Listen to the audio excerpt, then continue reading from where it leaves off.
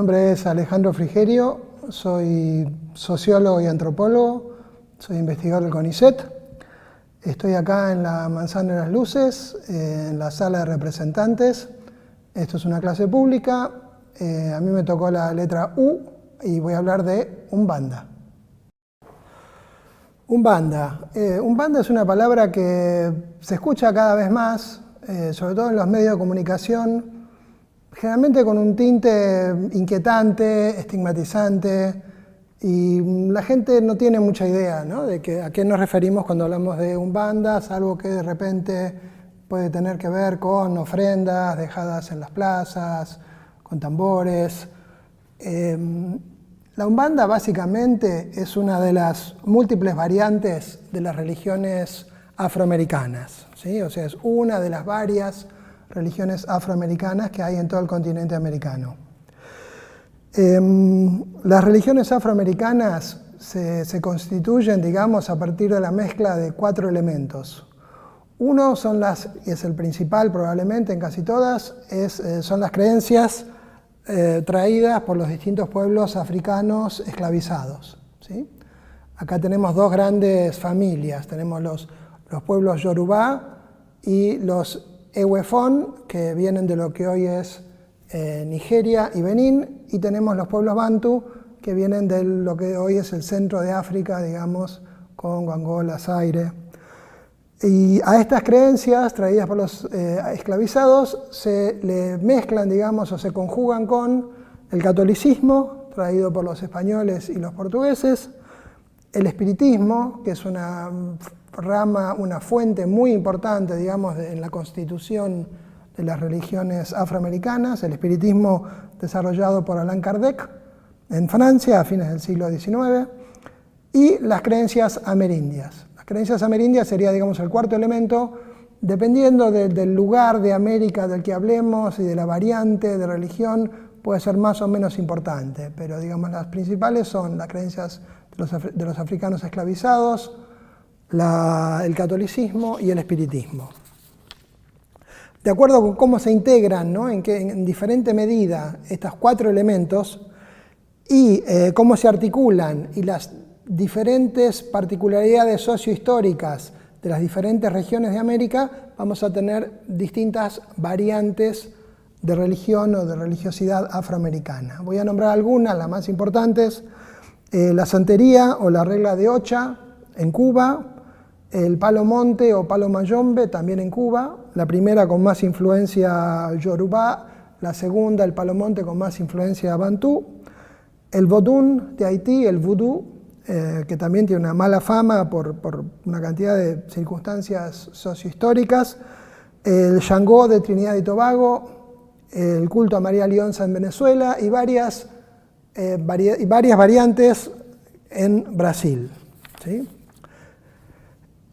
Sin embargo, pese a que se originaron en estos lugares, ¿no?, estas religiones afroamericanas han migrado también, generalmente por movilidad de las poblaciones, por inmigraciones, pero también por flujos culturales hacia otros países. Entonces, por ejemplo, la santería y el palo monte cubanos ya se encuentran en Estados Unidos, en México, en Puerto Rico, en Venezuela, en Colombia, en Argentina y también en varios países de Europa.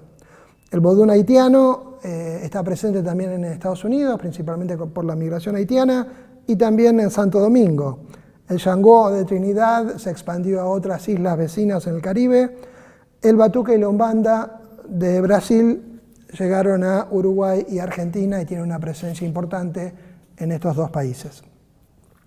Esta imagen que tenemos acá, por ejemplo, ¿no?, estos son todos elementos de culto de las religiones afroamericanas. Estas son estatuas africanas, pero esta me parece particularmente interesante porque muestra esta migración y esta mezcla que se fue dando. Por ejemplo, esta es una imagen de Eshu, que es un orishá africano, está hecho un poco a la forma de las tallas yorubá, que serían estas son yorubá, pero esta fue hecha en México, ¿sí? Y la compré en un mercado mexicano. Entonces esto muestra cómo, y fue hecha probablemente por mexicanos, entonces esto muestra cómo las religiones llegan de África a América, se desarrollan, por ejemplo, en el caso de la santería, se desarrolla en Cuba, pero después llega también a México y actualmente hoy uno va a las tiendas, digamos, donde venden, o a los mercados donde venden elementos religiosos, para religiosidad popular mexicana, religiosidad católica, y también encuentra este tipo de tallas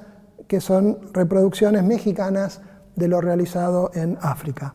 Y acá también tenemos otra imagen que también muestra esta influencia, que es una imagen brasilera, pero también hecha un poco a la manera de la estética yorubá africana. Representa a Shango, el orishá de la justicia.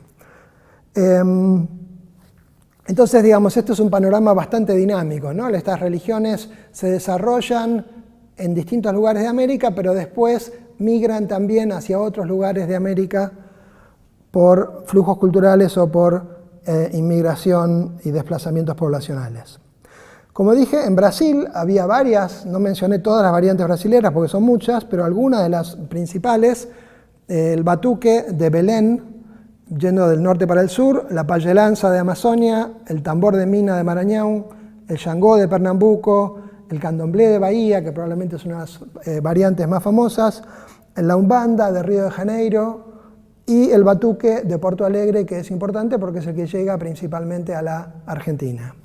La umbanda y el candomblé se expanden por todo Brasil y también internacionalmente. En Argentina, digamos, las variantes que están presentes son el batuque y la umbanda. La mayor parte de los templos hacen batuque y umbanda.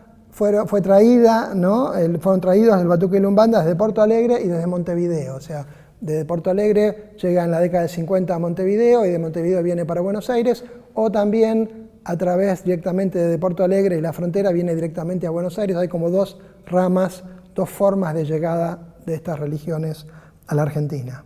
Últimamente también se está desarrollando en Argentina la quimbanda, que es una variante importante. Crecen también la santería y el palo monte cubanos.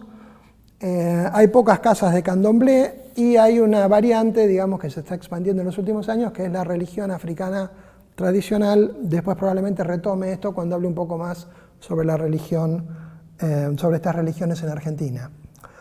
Pese a que, digamos, la clase debería ser sobre la umbanda solamente, es difícil hablar de la umbanda nada más porque en Argentina la umbanda se practica con el batuque y con la quimbanda. Entonces, cuando la gente acá dice los umbandistas o la umbanda, en realidad se está refiriendo a una serie de religiones afro, generalmente tres, que incluyen el batuque, la umbanda y la quimbanda. De manera general, para hacer, esto no es una clase de teología, estas son religiones que se desarrollan y se expanden oralmente, entonces hay mucha diversidad de creencias entre los practicantes y probablemente buena parte de los que me escuchen no van a estar de acuerdo con cosas que voy a decir, pero esto no es una clase de teología, esto es nada más que un breve resumen de cómo desde las ciencias sociales uno puede transmitir un entendimiento de lo que serían estas religiones a un público que sabe poco de ellas y que mayormente sospecha o les teme una actitud absolutamente infundada, pero que bueno, es transmitida un poco por los medios de comunicación, que siempre transmiten una mala imagen por desconocimiento de estas religiones, de estas prácticas. Las religiones afro, digamos, para hacer un resumen muy superficial de las variantes más africanas, digamos, como el candomblé, el batuque, el xangô, que tienen más influencia africana que influencia católica, que influencia espiritista. Son monoteístas, creen en un dios, Olodumare, Olorun, como lo llaman de formas diferentes, generalmente Olodumare, que crea el universo, pero después se desentiende, digamos, y la tierra queda un poco en manos al cuidado de los orishás, que son unas deidades que tienen un grado menor, digamos, de potencia que Olodumare, pero que son las deidades con las cuales los devotos interactúan cotidianamente, ¿sí? Hay varios orishás, entre 12 y 16 más o menos, dependiendo de la zona de América de la cual hablemos, y estos orishas tienen las características, como pueden ser hombres, pueden tener un sexo femenino, un sexo masculino, si es que uno puede hablar de sexos en deidades, pero son visualizados, digamos, como perteneciendo a un género masculino, un género femenino, y en general son patronos o están relacionados con distintos aspectos de la naturaleza, con distintas partes del cuerpo humano, digamos, y con distintas áreas de la actividad humana. También todas las personas somos hijos de alguno de estos orishas, o sea, y tenemos nuestras características físicas y psicológicas reproducen de alguna forma el modelo mítico que corresponde a cada uno de estos orishas. Y esto es importante porque esto es lo que va a ayudar después a que gente que no necesariamente tiene esta religión como parte de su cultura de origen, sin embargo, se identifique con algunos de estos orishas porque creen, bueno, este es el juego de adivinación, el juego de bucios, como lo dicen, juego de bucios, les dice que, bueno, ellos son hijos de tal orishá. Entonces, a partir de que uno descubre que es hijo de un determinado orishá, hay una cantidad de eventos en la vida, de cosas que uno hace, cosas que uno siente que empiezan a encajar y a revelarse y explicarse por esta relación con esta deidad, con este orishá. Los más conocidos, la más conocida probablemente para un público que no es un bandista, sea Iemanjá, ¿no? Que es el orishá del mar, Oshun, que es el orishá de los ríos y del agua dulce, Shango, que es el orishá de los truenos, Oyalá, que es el principal de los orishás, Oyosi, que es el orishá de la caza, de la cacería, Obalbayé, que es el de las enfermedades, y así, cada uno, como digo, cada uno de estos orishás tiene un dominio o una relación, ligazón especial con una parte de la naturaleza, con una parte rige una parte del cuerpo humano y generalmente se relaciona también con alguna característica de nuestra cultura. Por ejemplo, Ogun es el dios de la guerra, es el patrono de los metales. Entonces, otra figura importante, otro orishá muy importante es Eshu, que es lo que en antropología se llama un trickster, porque es una deidad bastante impredecible, digamos, que uno no sabe con qué va a salir Eshu, pero es el que abre la comunicación entre los hombres y los orishás. Entonces podemos decir que, digamos, en la cosmovisión afro, simplificándola mucho, tenemos a Dios, tenemos a los seres humanos, y entre Dios y los seres humanos están los orishás, ¿sí? A los cuales se les rinde culto en estas religiones afro, de matriz afro, como se les dice a veces. Y hay una íntima conexión, digamos, ¿no? Los orishás y los seres humanos están conectados por procesos de adivinación, ¿no? Mediante el yogo de bucios, que son caracoles que se arrojan sobre una mesa y depende de cómo caigan, se relacionan con algún mito o con otro, y este mito revela cuál es la fuente del problema, qué es lo que hay que hacer. Los ebos o ofrendas, que son justamente lo que hay que hacer para superar los problemas que dictamina el juego de adivinación.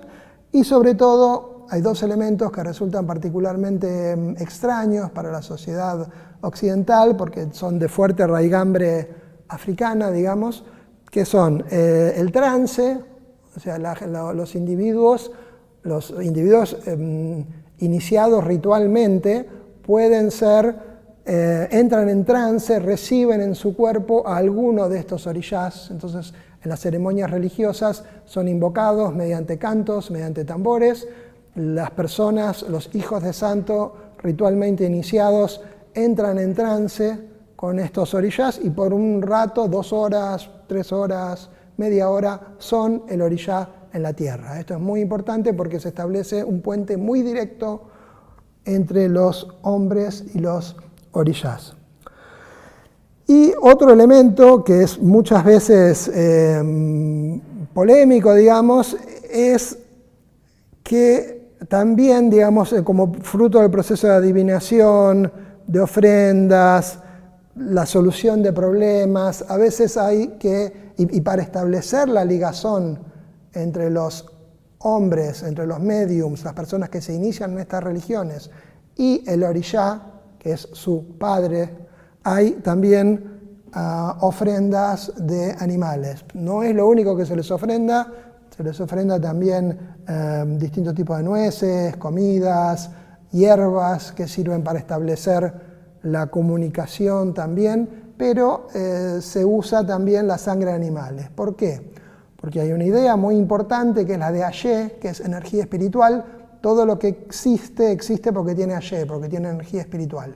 Entonces, hay que restablecer el circuito de comunicación entre los hombres y los orishas, este Ayé que circula de los orishas hacia los hombres y entonces también de los hombres hacia hombres y mujeres hacia los orishas. Y uno de los elementos que más Ayé tiene, no es el único, es la sangre de animales, siempre animales de granja. Entonces, digamos, por eso también se ofrendan animales para que haya el Ayé circule y permita destrabar los problemas, las enfermedades que puedan tener las personas. Siempre lo que se ofrendan, el tipo de animal depende de qué orishá. Cada orishá tiene ciertos animales que le son propios como ofrendas. Siempre son animales de granja, siempre se consumen, digamos, se ofrece una parte a los orishás y el resto lo comen después los participantes de la ceremonia ritual, o sea que se hace una cena de común unión, digamos, y siempre son animales de granja. Y los animales no tienen que sufrir, o sea, se sacrifican, pero no se busca su sufrimiento, sino que tienen que tener una muerte, digamos, rápida, porque en ese momento son un puente privilegiado de comunicación con las deidades, con el mundo espiritual. Entonces, no tienen que, digamos, este hecho de la matanza de animales, la inmolación, el sacrificio, la ofrenda, muchas veces es poco comprendida, digamos, por la sociedad, mal interpretada, se cree que los hacen sufrir, se cree que usan gatos, perros, no, son siempre animales de granja, son animales que después se faenan y se consumen, digamos, entre los participantes, o sea, es como comer un asado o un guiso. Entonces, bueno, eso sería básicamente y muy rápidamente, digamos, lo común a las religiones afroamericanas de más fuerte influencia africana. A principios del siglo XX, estas religiones se desarrollan mayormente en las ciudades. ¿Por qué? Porque en las ciudades era donde los esclavizados tenían un poco más de libertad y más posibilidades de juntarse con otros esclavizados o con libertos, interactuar y formar agrupaciones religiosas.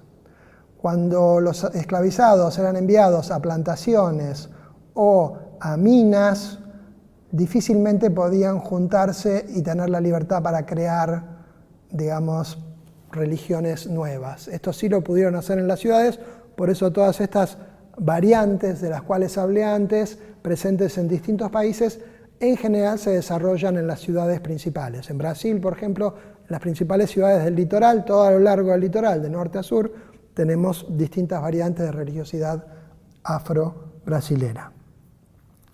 A comienzos del siglo XX, ¿sí?, se desarrolla una nueva, que es la Umbanda, que es la que llega acá primero, digamos, a la Argentina, y es la más conocida, porque en general, como dije, la sociedad argentina dice los Umbanda, o la religión Umbanda, pero lo que se practica acá en realidad son varias variantes, por lo menos 3. Pero la Umbanda es la última, digamos, que se desarrolla a principios del siglo XX en Brasil.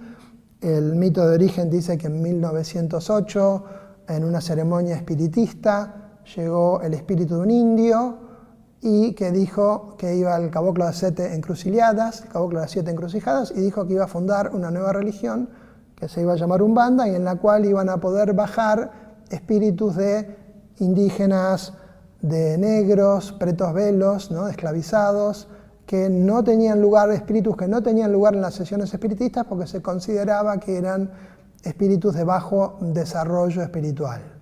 En cambio, en la Umbanda, digamos, se empieza a facilitar y a incentivar la llegada de estos espíritus, de los negros, de los indígenas, después aparecerán otros espíritus más, pero se empieza a conformar una nueva religión, ¿sí? En esta nueva religión sigue estando Dios, digamos, ¿no? Sigue siendo monoteísta, está Dios, están los hombres, siguen estando los orishás, pero los orishás ya no tienen tanta importancia como tenían en las variantes religiosas más africanizadas, como el candomblé, como el batuque, como la santería. ¿Por qué? Porque en la Umbanda se empieza a pensar que los seres humanos no podrían entrar en trance con la energía de los orishá, porque sería una energía demasiado avasallante, demasiado fuerte para que un cuerpo humano lo soportara. Entonces los médiums en las sesiones de Umbanda lo que reciben no es a los orishás, sino a estos espíritus de indios, espíritus de negros, pretos bellos, ¿no? Negros viejos, otros espíritus que llaman ogunes, que son guerreros, y después otros más que van apareciendo. Pero digamos, la idea es que en vez de cultuar principalmente a los orishás, la Umbanda cultúa principalmente a los pretos velos, a los caboclos, y todo el manejo religioso, digamos, se hace en base al manejo de estas energías, ¿sí? En la interpretación sociológica clásica, digamos, se ve el crecimiento, el nacimiento de la Umbanda como una adaptación de las religiones afro al paladar de la clase media blanca de Brasil. O sea, como a la clase media blanca brasilera no entendía muy bien, no le gustaba mucho esto de las ofrendas de animales, estos bailes, estos tambores. Entonces desarrollan esta forma que tiene más influencia del espiritismo y que es más tranquila, digamos. Los espíritus son más tranquilos, que no hay danzas, no hay tambor. Después empiezan a surgir otras variantes de la Umbanda que sí siguen con los tambores, que sí siguen con la danza, pero en un primer momento lo que ahora se conoce como Umbanda blanca, que sería un poco la Umbanda fiel al nacimiento de esta religión en 1908 por Celio de Moraes, que es el medium que incorpora por primera vez al caboclo de las 7 encrucijadas. Esta Umbanda blanca sigue siendo bastante poco africanizada, ¿sí? Después también aparecen otros espíritus de menor desarrollo espiritual, pero muy importantes, que son los Eshus, que pueden ser masculinos o femeninos, las pombagiras, que estarían en una escala astral. Algunos practicantes hablan de una escala astral en la cual está Dios, los orishás, después están los caboclos, los pretos, los ogunes y los Eshus, o sea, en decreciente nivel de desarrollo espiritual. Acá uno podría decir, bueno, según me enseñaron a mí, tal espíritu está más arriba de otro, pero digamos, esta idea de desarrollo espiritual es importante porque los espíritus bajan, llegan al cuerpo de las personas para practicar caridad, para ganar luz. Ellos bajan, ayudan a las personas y al ayudar a las personas van ganando luz espiritual y desarrollo espiritual. Entonces, digamos, en cada consulta, en cada ceremonia umbandista en la cual hay un medium que recibe a un preto velo o que recibe a un indio, un consultante, una persona que va con un problema, hay un círculo virtuoso, digamos, por el cual el guía espiritual aconseja a la persona, incluso le puede hacer ciertos trabajitos espirituales, limpiezas con hierbas, con velas, con perfumes. Entonces, al aconsejar, al dar caridad, al ayudar a solucionar los problemas de la gente, ese guía va ganando, digamos, más desarrollo espiritual, más luz, y es bueno para su desarrollo espiritual. Entonces, digamos, se benefician todos. Se beneficia la persona que va a consultar, se beneficia el espíritu porque gana luz, y también el medium que está ayudando a que esta conexión entre los humanos y el mundo espiritual suceda. Entonces, bueno, como dije, la principal diferencia de la Umbanda con respecto a otras variantes de religiosidad afro más africanas es que principalmente no hay ofrendas de animales, ¿sí? La Umbanda, algunas máximas, unos eslogans que uno más escucha es: la Umbanda no mata animales, no ofrece, no ofrenda, ¿sí? Porque recordemos que cada inmolación de un animal es una ofrenda para que circule allí, para que se pueda ayudar a las personas con problemas de todo tipo, desde problemas espirituales a enfermedades, a cualquier tipo de problema material que tengan. Y entonces estas religiones, digamos, llegan a Argentina, ¿no? Desde Brasil, en la década del 60. La Umbanda principalmente es la primera que llega, pero es interesante recordar que también acá hubo esclavizados, ¿sí? Que en algún momento, digamos, eran el 30%, por ejemplo, de la población de Buenos Aires, y estos esclavizados en Buenos Aires también tenían su forma afro-religiosa, ¿sí? No eran todos, por más que pertenecían a hermandades católicas, cofradías, etcétera, de la Virgen del Rosario, de San Benito, San Baltasar, también practicaban religiones afro como las que se ven hoy en Brasil y en Argentina por la reintroducción de estas religiones desde Brasil. Hay un testimonio muy interesante que es el de José Ingenieros, que dice que él es prácticamente el único que tenemos hasta ahora o que sepamos, y dice que él en 1893 aproximadamente asistió a uno de estos bailes del santo, como lo llaman, ¿no?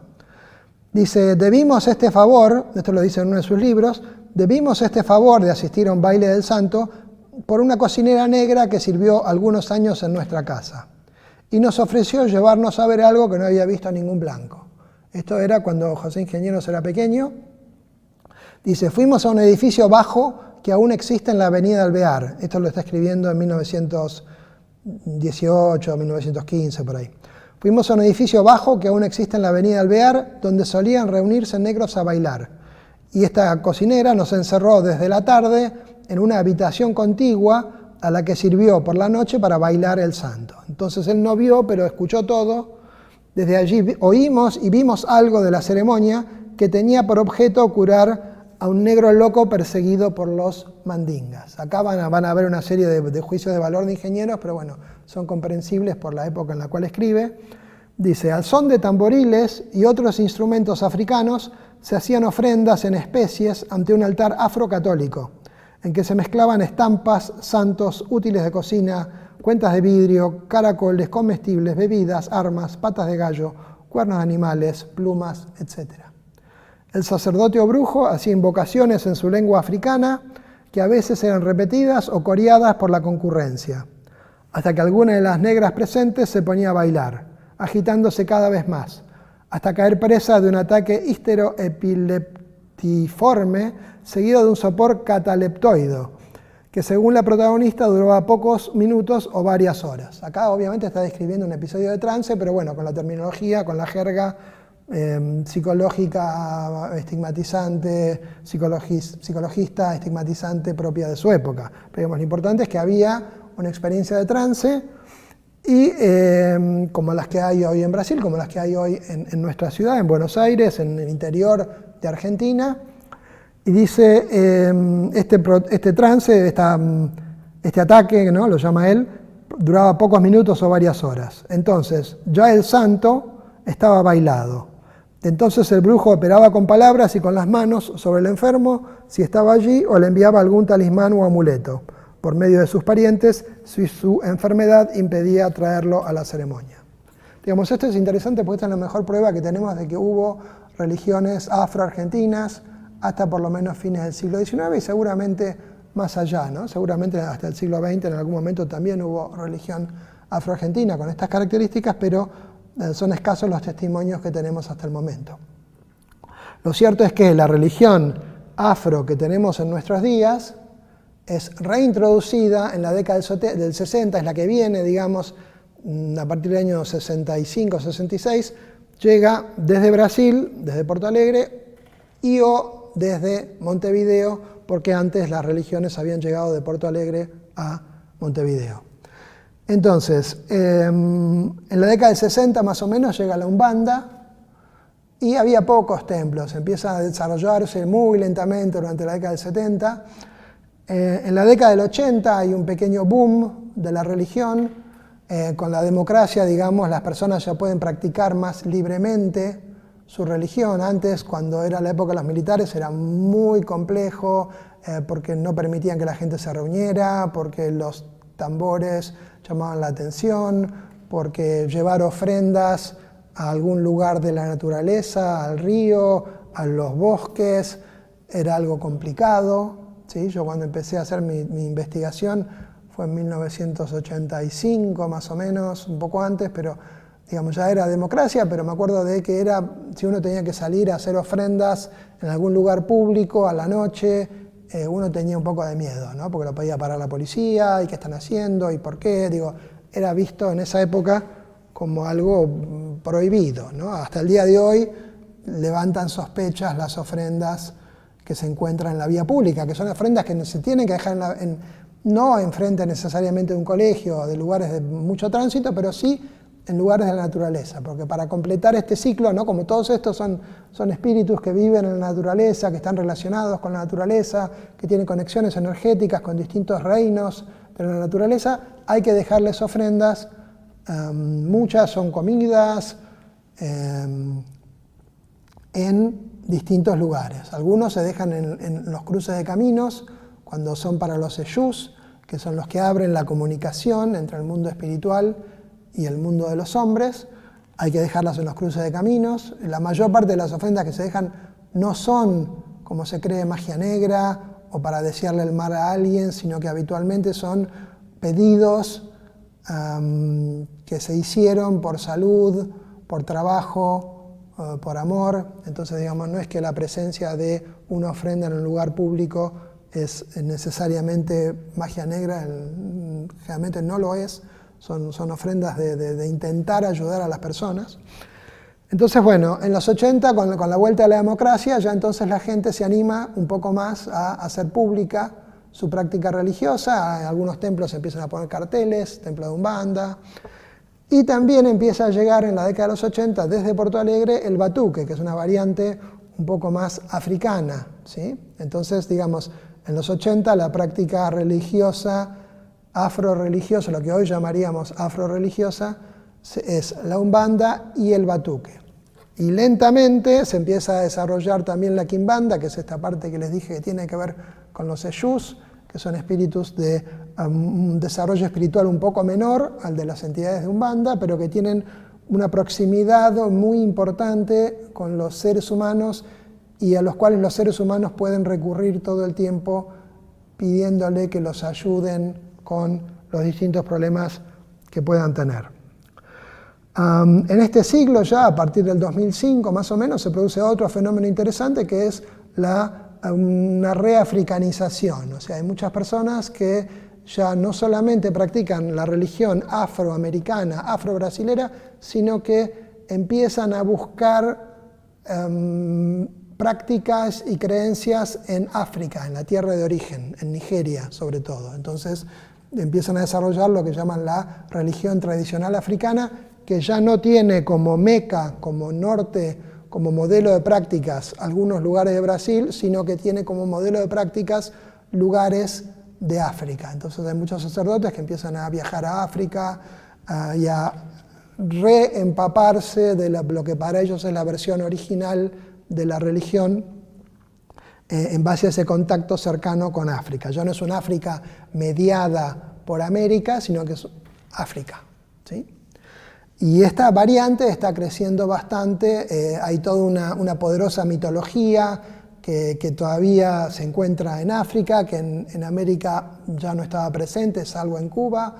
Entonces eso lo hace muy atractivo para una cantidad de gente que busca explicaciones teológicas en esta rica mitología africana, de origen yorubá principalmente. Y bueno, para terminar, creo que hay que hablar de la estigmatización que siguen sufriendo estas religiones. Como dije, tienen muy mala imagen. Los medios de comunicación principalmente no entienden, los periodistas no entienden el propósito de las ofrendas, les parece raro, les parece atemorizante, no entienden por qué hay sacrificios de animales, ¿no? Como dije, esto es para restituir el ayé y crear la conexión entre los orishás y los hombres, y entonces que los problemas, los múltiples problemas que enfrentamos en nuestra vida cotidiana se vayan resolviendo, también para energizar la parte espiritual de las personas, digamos, Digo, esto hay explicaciones más complejas, más teológicas, pero digamos, básicamente para que se entienda es por eso. O sea, no es nada siniestro, los animales no tienen que sufrir, los animales son, en ese momento están sacralizados porque son el puente privilegiado de comunicación entre los practicantes y los orishás. Entonces, digamos, pero la gente, los vecinos nunca entienden muy bien qué pasa, no saben por qué de repente empiezan a llegar muchos coches. Bueno, llegan muchos coches porque hay ofrendas, hay fiestas mensuales o semanales en las cuales viene gente de otros lugares a recibir este contacto con el mundo espiritual, a recibir, a realizar esta común unión con el mundo espiritual. Pero digamos, por más que hay obviamente la práctica de estas religiones está amparada por la Constitución y además el sacrificio de animales ya se sabe, el gobierno sabe que no hay infracciones a la ley Sarmiento de protección de los animales, etc. Digamos, es todo legal y permitido. Los periodistas en general no saben esto y todo el tiempo creen que matan animales porque los quieren ver sufrir, matan gatos y perros, lo cual es absolutamente mentira. Como dije, siempre son los elementos sacrificados son animales de granja y después son consumidos. Los tambores son sumamente importantes porque a través de la música y el canto, por las raíces africanas, es que se invoca a las deidades, a los espíritus, y estos bajan a ocupar los cuerpos de los médiums. Entonces, digamos, es un tipo de religiosidad que no responde para nada al modelo católico que solemos tener, entonces es mal entendida y es estigmatizada y hasta criminalizada por los medios de comunicación. Y en la vida cotidiana de los umbandistas esto es bastante terrible porque muchos de ellos no pueden decir en el trabajo que son umbandistas o no pueden decir en el colegio al cual van sus hijos que son umbandistas. Entonces esto hace un efecto, ¿no?, de retroactivo, que si uno no se identifica socialmente como umbandista, entonces uno nunca conoce a un umbandista, entonces la imagen que queda de los umbandistas es la mala imagen que transmiten los medios. Pero bueno, nada, entonces la Umbanda es nada más que una de las variantes de religiosidad afroamericana, es una variante religiosa muy importante en la Argentina. No hay buenas cifras de cuántos templos hay, pero hay muchos. En cualquier barrio del Gran Buenos Aires hay varios templos, algunos con carteles, otros sin carteles. En las ciudades del interior, en todas las capitales hay varios templos. En buena parte de las ciudades importantes del interior también hay templos. Es una religión que está en un proceso de plena expansión. Así que bueno, nada, agradezco a la Manzana de las Luces por este convite y espero que esta explicación les ayude a entender un poco mejor qué es la Umbanda y a no dejarse guiar por los prejuicios y los estigmas que difunden los medios de comunicación. Muchas gracias.